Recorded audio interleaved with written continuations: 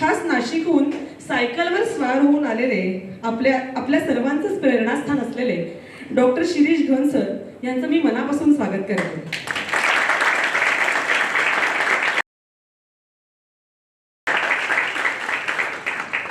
आपल्या सर्वांच्या लाडक्या डीन मॅडम तथा डॉक्टर मीनल मोहगावकर मॅडम या नेहमीच आपल्याला अर्थपूर्ण उपक्रम करण्यासाठी प्रोत्साहन देत असतात. आपल्या माणसांकडून प्रेरणा घ्यावी, ज्यांचं कार्य संपूर्ण जगाने वाखाणलं त्या कामासाठी आपणही आपल्या संस्थेकडून एक प्रेमळ सदिच्छा द्यावी, या भूमिकेतून आजचा हा कार्यक्रम उभा राहिला आहे. पुस्तक म्हणजे जणू सर्जरीची भगवद्गीताच, आणि या गीतेमध्ये सलायवरी ग्लँडच्या चॅप्टरमध्ये सरांचं नाव छापून आलंय. सरांच्या कार्याची आंतरराष्ट्रीय स्तरावर ख्याती आहेच, पण आता या पुस्तकाच्या उल्लेखाच्या अनुषंगाने या शिरपेचामध्ये आणखीन एक मानाचा तुरा खोवला गेलाय. मी आपल्या dean madam doctor Meenal Mohgaonkar यांना विनंती करते की त्यांनी शिरीष घन यांना सन्मान चिन्ह देऊन त्यांचा सत्कार करावा.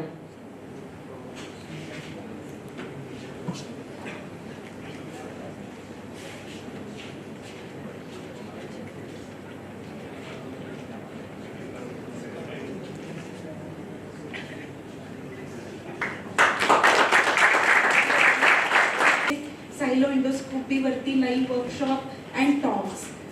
परत 4-5व्या दिवशी कोणत्या तरी नॅशनल लेवलच्या बॅडमिंटन चॅम्पियनशिपमध्ये सरांनी मिळवलेली ट्रॉफी. हे सगळं जेव्हा मी रिपीटेडली वाचत असते तेव्हा नेहमी माझ्या डोळ्यासमोर तुम्ही स्टुडंट्स येत असतात की आपण सरांची तुमच्याशी भेट घालून द्यायला पाहिजे. आणि मला स्वतःला असं वाटतं एक कॉन्सेप्ट आहे फ्री विल. तो कॉन्सेप्ट फार कमी लोक तो एक्सरसाइज करू शकतात. I think sir is a live example of free will, how one can live with a free will. You can do anything. He is fearless. Free will आहे. आणि मला असं वाटतं की जी पॅशन आहे त्याच्यामुळे everything that he does flawlessly.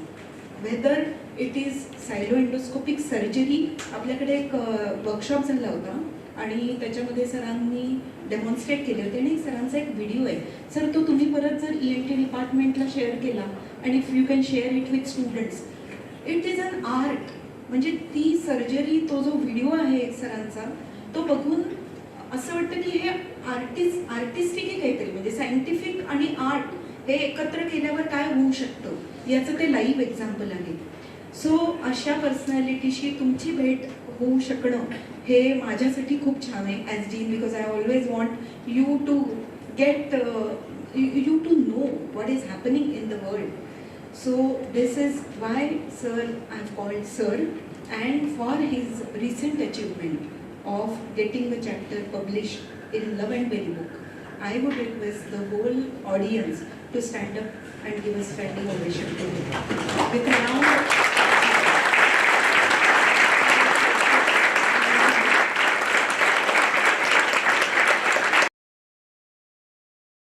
पहिली गोष्ट तर की MBBS नंतर ENT हा विषय घ्यावा हे तुम्हाला का वाटलं, आणि ENT मध्ये करिअर सुरू केल्यानंतर पर्टिक्युलरली सायल एंडोस्कोपीमध्ये पुढे काम करावं हे नेमकं कुठल्या क्षणी तुम्ही ठरवलं आणि त्याच्या मागची पार्श्वभूमी काय होती?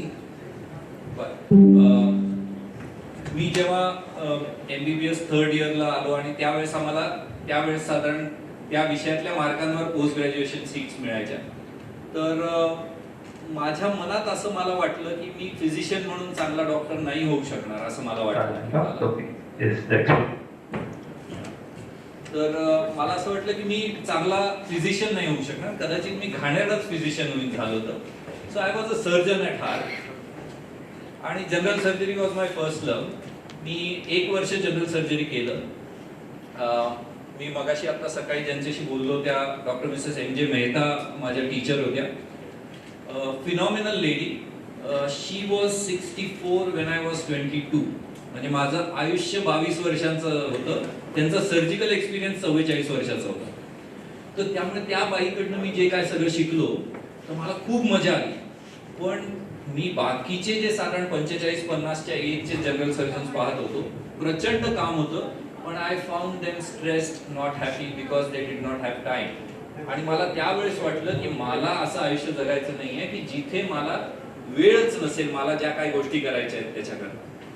म्हणून मग मी तेव्हा ENT ऑप्ट आउट केलं, कारण की ऑब्व्हियसली सर्जिकल ब्रांच सर्जनकडे सगळं काम काम असतं ENT मध्ये. त्या काळात फक्त टॉन्सिल सेप्टम, याच्या पलीकडे काही नसायचं. तर मी त्यांना एकच म्हटलं की तसं झालं तरी चालेल, पण मी प्रयत्न करून बघणार आहे या फील्डमध्ये. आणि खूप मोठी दृष्टी होती त्या काळात, असं म्हणणं म्हणजे एकदम इथे येऊन शायनिंग केल्यासारखं होईल. पण आज चित्र इतकं बदललं की ENT सर्जरी इतकी वाढली आहे की मला वाटतं जे कॉलेजमध्ये मी शिकलो त्याच्या 10%च रेग्युलर प्रॅक्टिसमध्ये वापरतो, बाकीचं सगळं कॉलेजमधनं बाहेर पडल्यावर शिकलोय. आणि आज जनरल सर्जरीकडे पाहिलं तर बऱ्याचशा सुपर स्पेशालिटी झाल्यामुळे कोर जनरल सर्जन्सकडे कमी काम व्हायला लागलंय असं. तर हे काही दृष्टी नव्हती, पण मी माझ्या आयुष्याकडे असं बघत होतो की मला वेळ मिळाला पाहिजे, कारण की मी ऑब्व्हियसली मी बॅडमिंटन खेळतो साधारण 1983 पासून. तर मला बॅडमिंटन मध्ये आवड होती, त्यामुळे मला ते करणं एक ते होतं. आणि मी ट्रेकिंग करायचो. आणि ट्रेकिंग करायचंय म्हणजे मला तर वाटतं की तुम्हाला इथून असं म्हणजे कुठल्याही या बिल्डिंगच्या खिडकीतनं बघितलं की डोंगर दिसतो, इतकं तुम्ही मस्त लोकेशन आहे. आणि पुण्यामध्ये काय व्हायचं की त्या काळात असं व्हायचं की जर का पुण्यात शनिवारी हाफ डे कॉलेजला, रविवारी सुट्टी, मग कधीतरी एखादा पिक्चर, हॉटेलमध्ये जेवण, मेस बंद असायचं म्हणून, तर असं केलं तर एक 25-30 रुपये खर्च होऊन जायचे. आणि मी आता 1987-88 ची गोष्ट करतोय, कदाचित तुम्ही नाही रिलेट करणार की 25-30 रुपये म्हणजे काय ठीक आहे, पण त्या काळात मोठा अमाऊंट होता. आणि 25-30 रुपये खर्च व्हायचे. पण आम्ही ट्रेकला जायचो तर आम्हाला बसचं तिकीट ₹1.25. आम्ही जेवायला हे घेऊन जायचो, म्हणजे खिचडी बनवायचं साहित्य घेऊन जायचं, भांडी बिंडी असं सगळं घेऊन जायचं. आमचं 8-9 रुपयात शनिवार रविवार जायचं. म्हणजे 25 रुपये खर्च व्हायचे, 8-9 रुपये 10 रुपयात आमचं सगळं व्हायचं. तर त्यामुळे आम्ही सुरुवातीला जायला लागलो. आणि मग तिथे गेल्यावर जे आवडायला लागलं, निसर्गाची सगळी इतकी विविध रूपं बघायला मिळतात. ते पावसाळ्यातले ट्रेक्स असतील, उन्हाळ्यातले असतील, ओव्हरनाईट ट्रेक्स असतील. मग त्याच्यामुळे मला ट्रेकिंगची पण आवड लागली होती. तर मला वाटलं की आयुष्यात हे पण करता यायला पाहिजे. आणि म्हणून मी ENT ऑप्ट केलं. ते वर्कआउट झालंच असतं असं नाही, पण जसं मी म्हटलं की आय सेड की let me give it an effort, put my heart and soul into it. आता मी करत असताना ENT मध्ये एक 10-12 वर्ष झाल्यावर असं वाटलं की आपल्याला ENT मध्ये आणखीन काही करता येईल का, कारण की आता साधारण बेसिकली सगळ्या Nashik is blessed in the sense we have so many competent ENT surgeons. तर आपल्याला आणखीन काही करता येईल का ते असं बघत होतो. तर बेसिक माझा फंडा हाच होता की आयुष्यात आपल्याला जे करायचं आहे त्याच्याकरता आपल्याला वेळ मिळाला पाहिजे. मग आता cochlear implants is like a big team, 7-8 लोकांची टीम लागते. मग कोणी निघून गेला, ऑडिओलॉजिस्ट गेला दुबईला, त्याला जॉब मिळाला की तो गेला, मग आपण ऑडिओलॉजी करत बसावं लागतं. म्हणजे आपल्या कोर कॉम्पिटन्स पासून आपण दूर शिफ्ट होतो. ऑब्स्ट्रक्टिव्ह स्लीप ॲपनिया सारखं फील्ड आहे, डेव्हलपिंग फील्ड आहे. त्याच्यामध्ये गेलं तर ICU मध्ये पेशंट मॅनेज करावं लागतं. म्हणजे गुरुवारी ऑपरेट केलं तरी रविवार आपल्या हाती लागेल का नाही असं नव्हतं. आणि then I came across this brochure on my table with said silent endoscopy. मला माहिती नव्हतं काय आहे ते, मी जस्ट पाहिलं थोडंसं, काही लोकांशी बोललो. आणि as would happen everywhere, if you put up a new idea, 99% of the people will resist it. म्हणजे आता सायलेंट एंडोस्कोपीला मी जेव्हा म्हटलं की असं सायलेंट एंडोस्कोपी मी जाणार आहे, दिल्लीला वर्कशॉप आहे, मी जाऊन बघणार आहे, तर मला एक सिनियर ENT सर्जन असं म्हणाल काय नाही रे, युजलेस आहे काय. खूप जण माझ्याकडे आता पण असे येतात की ज्यांनी नीट PG दिली आहे आणि मग कुठलं हे घ्यायचंय, आणि मग ते सांगतात आता तुमच्यामध्ये असेल की कुठली ब्रांच घ्यायची, एक कन्फ्युजन असतं. तर ते म्हणतात की कुठली ब्रांच ही, आय एम कन्फ्युज. तर मी म्हटलं की माझ्याकरता तुम्ही कन्फ्युज आहात is a good thing, it means you are thinking. कारण की आपण विचारच नाही केला तर then you will not be confuse. तर म्हटलं की दॅट इज फाईन. पण म्हणे मग ते असं टेन्शन आहे की आपलं कुठली राईट ब्रांच कुठली आहे, असं तसं कुठलं घ्यायचं राईट डिसिजन. तर मी त्यांना नेहमीच म्हटलंय की you can never take a right decision. You will have to take a decision and then put your heart and soul into it and make it into a right decision. So there was this old man who had this reputation of being positive come whatever the situation. So a reporter got amused and he said, I mean, how can this happen? I mean, how can a man be always positive? So he decides in his mind that I'll go and interview this man and maybe this interview will benefit every one of us.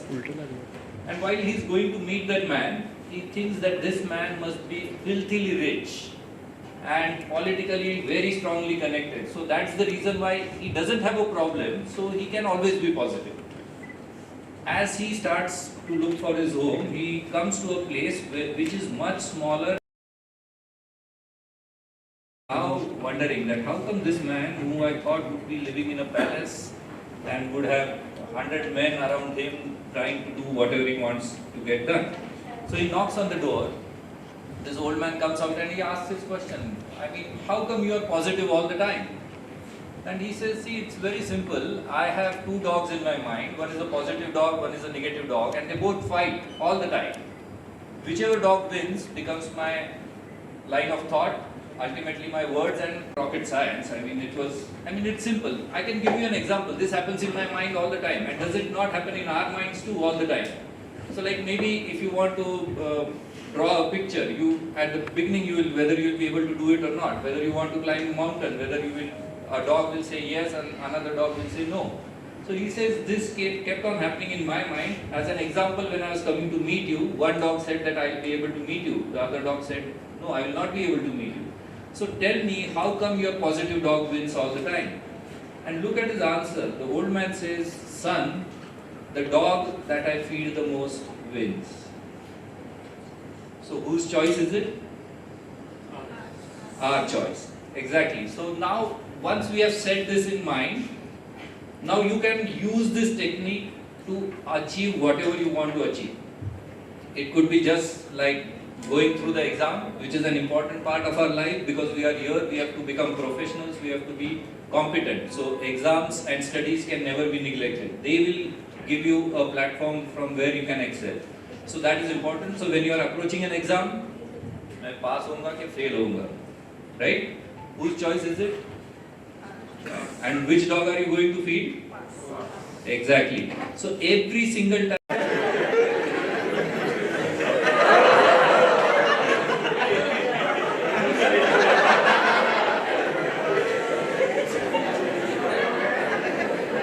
आहे की नाही मजा, म्हणजे फार गोष्टी लागत नाही आपल्याला आनंदात राहायला, किंवा आता सुद्धा तुम्ही हसतायत हे बघून धमाल मजा आली. म्हणजे फार गोष्टी लागत नाही. सो आपला फोकस एकदा जरा गोष्टींवरनं थोडासा डिफ्यूज झाला की मजा येते.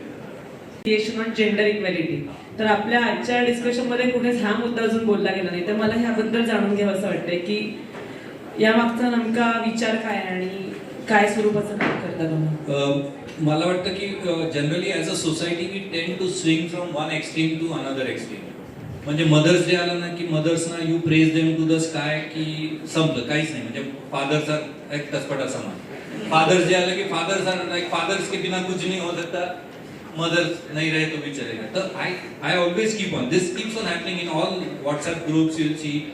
So I always tell them that everybody has a role to play. Nature has made us play a different role. That is what is nature's intention. So we cannot unify. म्हणजे say maybe my mother taught me discipline, my father taught me risk taking, but both are equally important to succeed in life.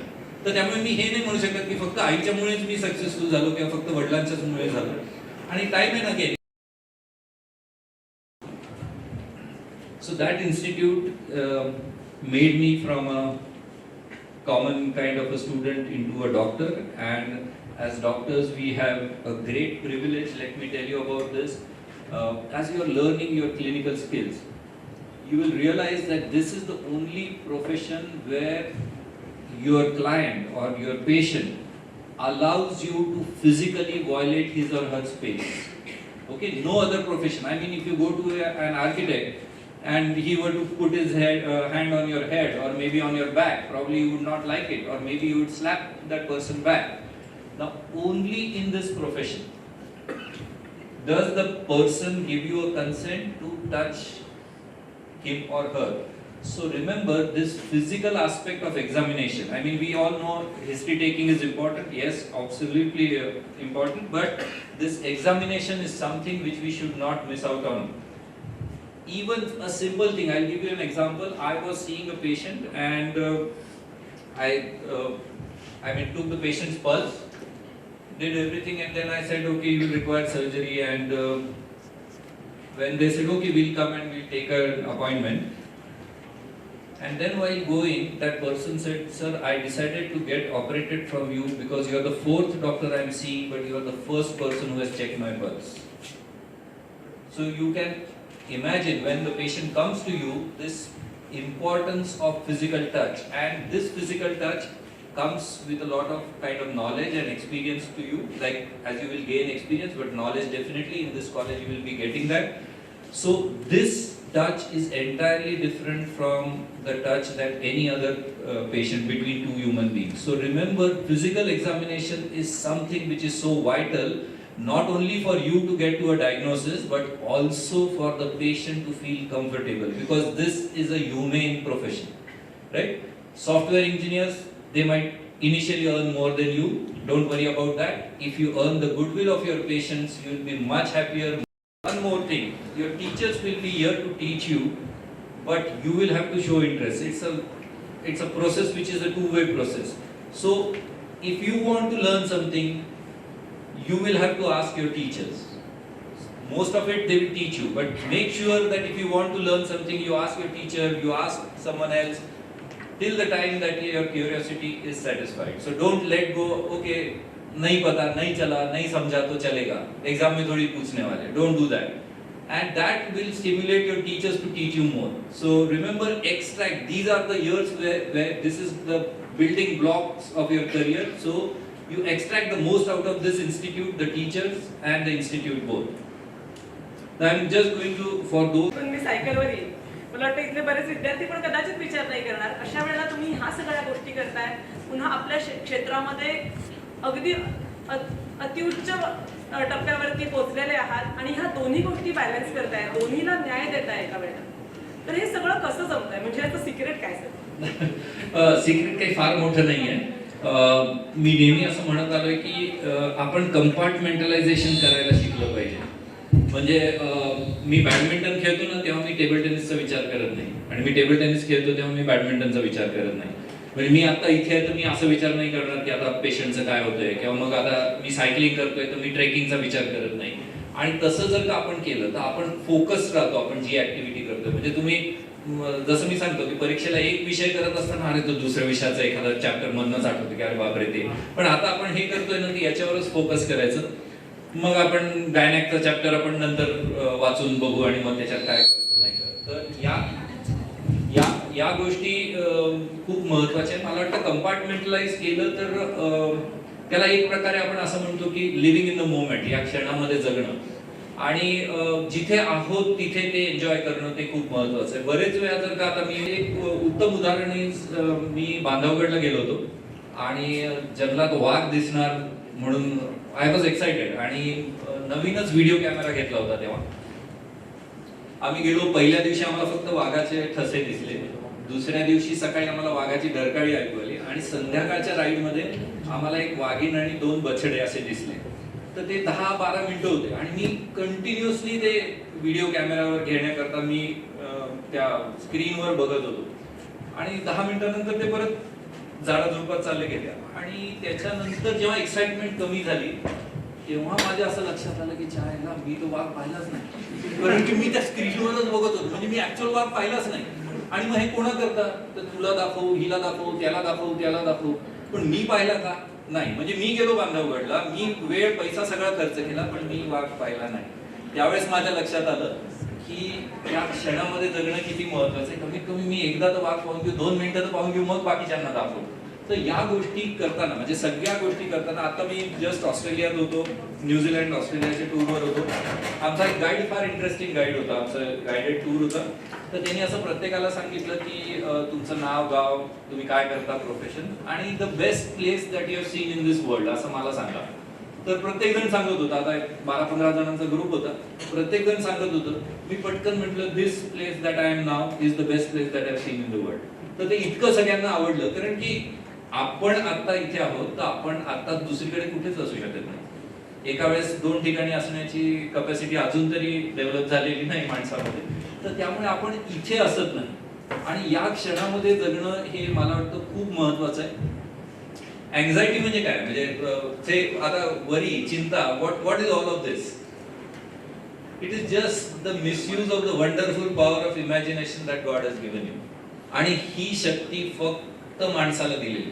प्राण्यामध्ये चिंता नसते, म्हणजे प्राणी असं कधी करणार नाही तुम्हाला वाघ किंवा 2 हरणं दिसताय ना मारून देऊ या आठवड्याला लागेल मग पुढच्या आठवड्याला लागेल मग दिवाळी येते मग त्याच्याकरता आपल्याला एक हरिण असलेलं बरं म्हणून ते करत नाही ते आत्ता पुरतं जगतात तर कसं होतं की ऍज पॅरेंट्स आपल्याला असं वाटतं की आपण त्यांना सगळं द्यावं म्हणजे आता एकच चाइल्ड असेल तर आपण सगळं द्यावं पण मला वाटतं की you have to give your children enough so that they can do what they want to do but not give them so much that they don't do anything.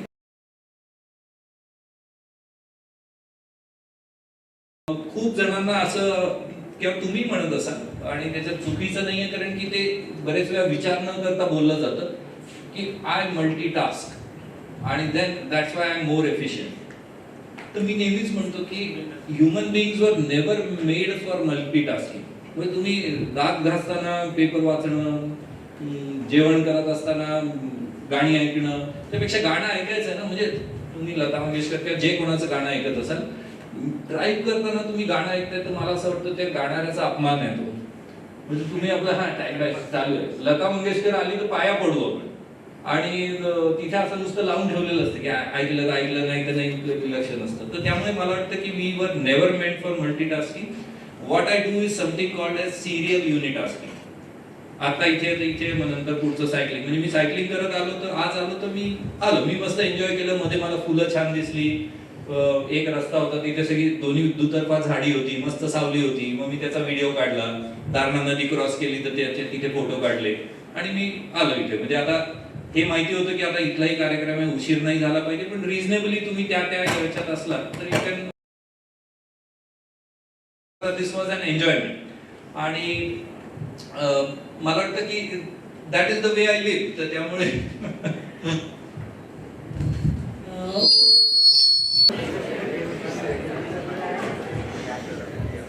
Good afternoon sir मला माहित नाही की तुम्ही कोणत्या बुकचे author आहात की नाही बट मी जेव्हापासून ऐकतोय तुम्ही बोलताय तेव्हापासून मला एक रिअलाइज झालं की एक डेव्हिड गॉगन्स म्हणून आहे रिटायर्ड नेव्ही सील तर त्यांची पूर्ण लाईफ तुमच्या लाईफ सोबत मिमिक करते तर लाईक त्यांचे हार्डशिप्स पर्सनल किंवा ज्यांचे जे पण पॅटर्न्स होते त्यांचे इंटरेस्ट जसं तुमचं ट्रेकिंग आहे सायकलिंग आहे सगळ्या गोष्टी सिमिलर आहे आपल्या गप्पांचा फ्लो असा चाललाय की थांबणारच नाही पण कुठेतरी आपल्याला थांबवणं भाग आहे पण आम्हाला त्याआधी तुमच्याकडून प्रॉमिस हवंय की तुम्ही असेच आम्हाला वारंवार भेटत राहाल आपण वेगवेगळ्या निमित्ताने भेटतच राहू आणि एसएमबीटीला तुमचा कायमच सहवास हवाय आणि तुमच्याकडून असंच मार्गदर्शन आम्हाला मिळत राहावं अशी मी तुम्हाला भेटणार आहे वारंवार यांना नाही भेटणार आहे वारंवार you better get out of this college as early as possible